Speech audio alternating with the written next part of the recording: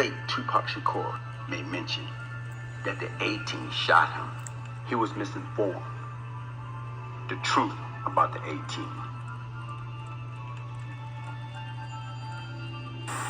Shakur and his manager were wounded and robbed Wednesday night in the lobby of a Manhattan recording studio. The rapper was shot in the hand, groin, and head. I, Brian Glaze Gibbs, was never the leader of the A-Team. I, Brian Glaze Gibbs, was never a member of the A-Team. We all grew up in the East New York section Cypress Project, and we had close ties. The truth about the A-Team. Haitian Jack mentioned that Little Rick Martin was the ringleader and founder of the A-Team.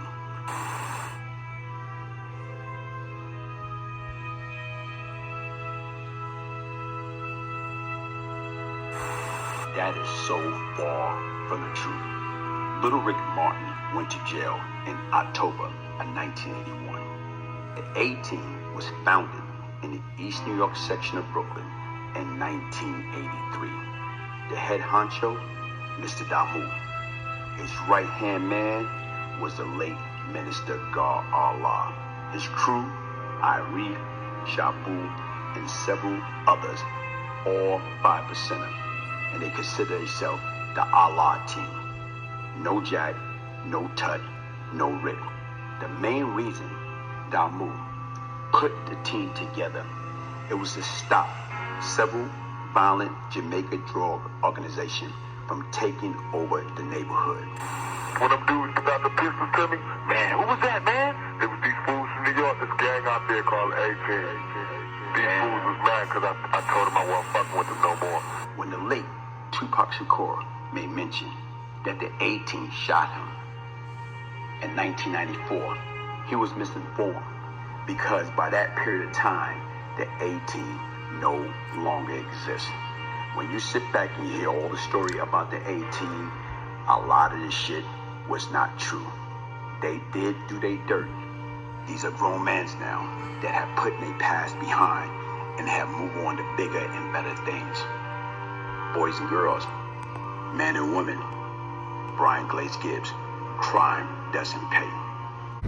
Hey, good day, everybody. Thank you for joining me. Just in case you're joining me for the very first time, I'm your host, the real Brian Glaze Gibbs. Make sure you hit the like button, make sure you subscribe, make sure you share. This is my ministry. We talk about the good, talk about the bad, talk about the ugly, but most importantly, this is Cautionary Tale. How do we get these kids to learn from these platforms to get them to stop picking up the break, throwing out their prison war for absolute nothing? I got my man from Cypress, Shabu. Introduce yourself, guards in them streets. This is God in them streets, and like Glaze said, we both grew up in Cypress Hills, and we both feel that we got something to contribute to helping the youth change their direction in their life based upon our experience. Okay, like, you know what? How was it? Like you said, you sit back and you think about it right now. Guess what? To me and you, I think right now is like when we was coming up, and basically you're like a few years older than me or whatever. But once again, like I say, to me, you was always into, when you became enlightened, when you became 5%er? In the year of 1976, I was introduced to it in 73 by my cousins in Albany Projects. They was ex-Jolly Stompers and ex-cons, but I didn't accept it then because my oldest cousin told me I had to go on a 7-day fast and just drink water and ice cream. So I was 11 years old. I didn't accept it until 1976 at 14. Okay. And see, and then you became, enlightened, you became God, you know what I'm saying? And here right now, a lot of times people get on my platform and ask me like about the 5%er, tell me about the 5%er, because at one point in time right now, as I got deep into my life, I had a lot of like beef with the 5%er, like King Allah, the one that was responsible for kidnapping Fat Cat White, like Allah Justice and Kason, the one right now that was responsible for throwing the firebomb through Fat Cat Mother House, and Kason was the one that was responsible for killing my man Hollywood. So when you sit back and you think about it right now, when you talk about 5%er, they supposed to be righteous. So once again is, how in the heck are they supposed to be righteous that they went rogue? Well, as you know, back then, we, had what we call the true and living gods, which is the 5%ers that live accordingly to the principles and, do everything that they possibly could do that's upright. And then we had the gangster guards, individuals that participated out in the street, you know, with their daily activities that might involve criminal activities or whatever. So you had different individuals that represented the 5%. And like you say, all those brothers that you mentioned, they was close brothers with me growing up in the 5% Nation. But just like you know them, you know how we carried it also as 5%. Okay. And even with that being said, like I told you right now, is even I'm going up, we going through Cyprus or whatever. And right now, I remember right now is, guess what? That I went away. You know what I'm saying? I was in and out, got into trouble or whatever. And right now, robbing and stealing. And I went away in 1981, you know, at 17. And right now, when I got sentenced in late 81, early 82, I already had 4 felony conviction.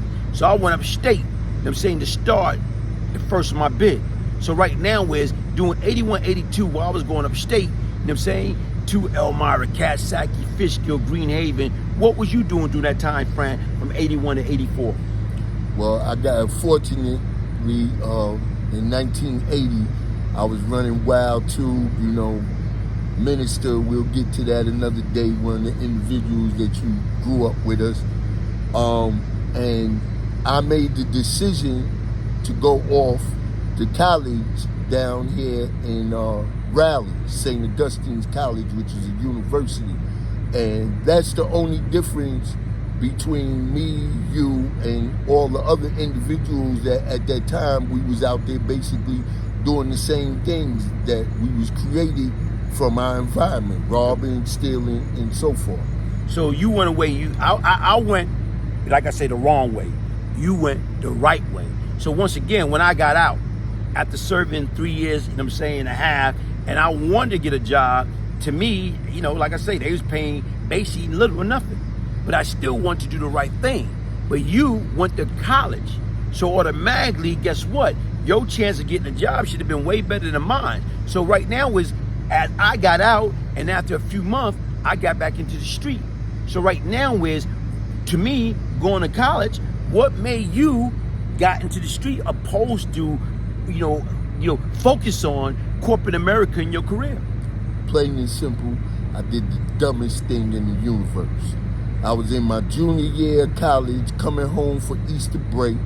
I felt like I needed to be downstairs in the hallway with some of our OGs that was just coming home from them same upstate institutions, and we was so-called building, and the police came in. I had a 25 automatic in my back pocket. They searched me, I found it, you know, and that's where I made my mistake, and I got an F for failure. So my college degree in 1984 didn't serve me no purpose. Okay, you know what? Like I say, even when I came home the end of 1984, and when I came on the end of 1984, right now, only thing I was hearing about the 18 this, the 18 that, the 18 this, and right now is, you know what? I'm like 20 going on 21. And I can remember right now is, like, some of the guys in the project was saying, well, we was not allowed to walk on the Fountain Avenue side, the Fountain Avenue Sutter side, the 18 side of the project. And I know for a fact, a lot of people didn't walk through that.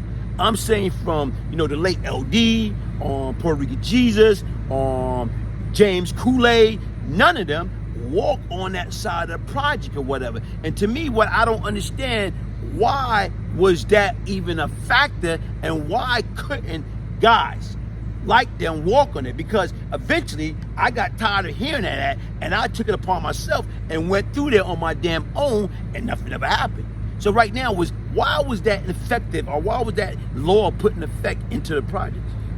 Very good question, Glaze, and you kind of put me on the spot with that one right there. But that's something that really goes back from a long time ago, prior to the 18 Buccaneer Lords, all that. That side of my project has always been really, really hectic, you know. But like he said, during that time, a lot of individuals, if they really, really wasn't about what they say that they was about, they were skeptical of coming on that side because they could still get robbed or whatever. So it's a lot of things that accumulated to the point where individuals were scared to come on that side of the project. Okay. And even right now, like I tell you, to me, like I say, I remember that time. And to me, like I say, I'm like this, I'm out. I didn't have nothing to lose. And I didn't even know at the time. I'm saying till later on. Because right now to me, I didn't know the A-Team had me on their hit list. Because before I went to jail, when I was 17, I robbed Panama. Panama was walking through the project or whatever, walking around the outskirts or whatever, and he had on a wrist full of, bracelet and watch and all this gold ring and medallion and like rope chain. And right now, I'm 17. When I see him looking at it, I'm thinking about Delancey Street. So what I did is I got my 25 and I caught him, click, click. You know what I'm saying? He said, boom, McCloud, man, you must be don't know who I am. I said, I don't give a damn. If you don't give it up, I'm going to blast you. And he gave it up. And the difference is Panama was like older than me. Probably if I was 17, Panama probably was like 25 to 30. But it didn't matter. He gave it up. But what get me mad is when I'm calling myself, I'm going to take this stuff to Diamond 4750 of Diamond Exchange and give it to One Armon or give it to Black and those guys down there. Cool. I know I'm going to get me a couple $1,000s. But when I went upstairs and looked at the stuff, all that stuff was fake. So even with that being said, the cat only had to tell me, yo, bro, man, hey, man, you wasting your time. This is fake jewelry I'm fronting. You know what I'm saying? Look at it. You can tell. Bingo. But he didn't do that. I robbed him. So when I robbed him, what happened was when I came home after doing 3.5 years later at 2021, so they had I was on the A-Team hit list because Panama was now down with the A-Team. And I'm like, wait, and I didn't know, they waiting for me, they was going to rock me to sleep and they was going to get me. Do you know anything about that? I wasn't really privy to what had transpired between y'all at that time, but I know Panama very well. The original picture that we have of the A-Team, that individual was in that picture, Panama. So, what you're saying is definitely, true, because I know that individual. I know he used to wear a lot of jewelry. I didn't know that it was fake until after you told me that, Yeah, I didn't get a dime. I put it like this. I robbed that man for nothing. But anyway, like I say, we going back into, as I came home, they were scheming. First opportunity, because I violated. He was a member of them. So they was going to get my little behind. But the difference was, like I say, what saved me, right now, because I was who I am, and I kept on point. I'm watching everything and everyone. That's what we did in the project. But what saved me, he violated. He committed a sin against, one of the leaders of the 18 family member. So basically, he stepped up before they knocked his head off. And see, the only thing I'm speaking about, because I got it from the main guy myself. He told me we was going to get you. And he told me why he didn't get me. Right, exactly. And that just go back to principles once again. A lot of those principles that we grew up in the streets or whatever, just like if I see you out somewhere and I know what you participating in or touch or whatever, a lot of times I'll be easy, because a lot of times we don't let individuals know how close that we really are. But if something was to pop off because of us growing up together, 9 out of 10 times I'm gonna be on your side. Or if it's something in between another individual that I know that's my people's, I got enough respect with you that if I go to you and say, yo, Glaze, that's my people's, or that's the real guards, it calmed down. Just like, for instance, I'm gonna get through that real fast. You came around to the store where we had the store on Logan Street as the guards making money. And you pulled me to the side and you was like, yo, Shy, you and L over here, everything is Gucci. Otherwise, it may be a problem. And people got to accept that, because back in that time, you couldn't just come into somebody else's hood and make a lot of money without it being an issue. Yeah. But like I said right now, man, I look at that and I always go back to flashback and think about some of the comrades that we lost, right now at an early age. Even going back to the brother, Randy Avon, may his soul rest in peace, in 1976 that happened? 1976. And then right now is, I'm talking about my man Shifty, on Gangsta Larry.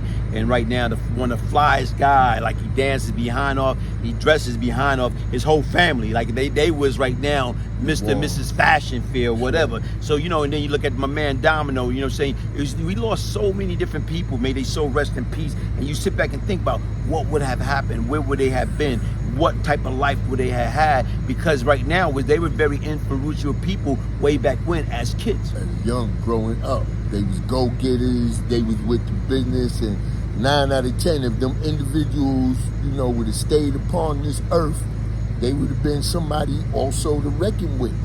It's a whole bunch of us, you know, when it comes to that history coming out of there. And a lot of people, they talk about a lot of stuff, you know, with people and how they would disrespect those individuals and this, that, and the third. But I know for a fact, in front of those individual faces, even your face, a lot of individuals wouldn't talk the way that they talk, you know.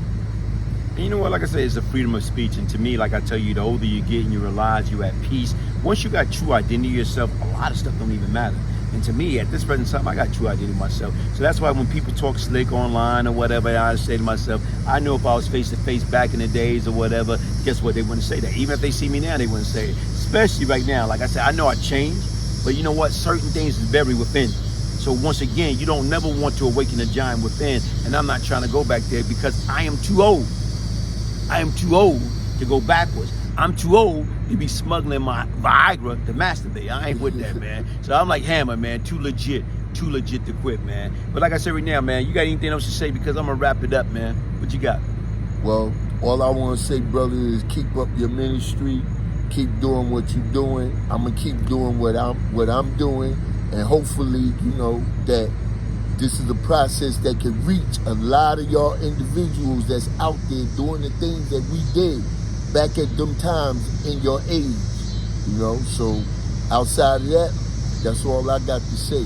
So right now, the real Brian Glaze Gibbs is signing off. Hit the like button, subscribe, share, and make sure you go to my man, Guards in Them Street platform, subscribe, share to his platform. Like I tell you right now, if you want to know about a lot of different, especially from the 5%er perspective, hey, right now he know.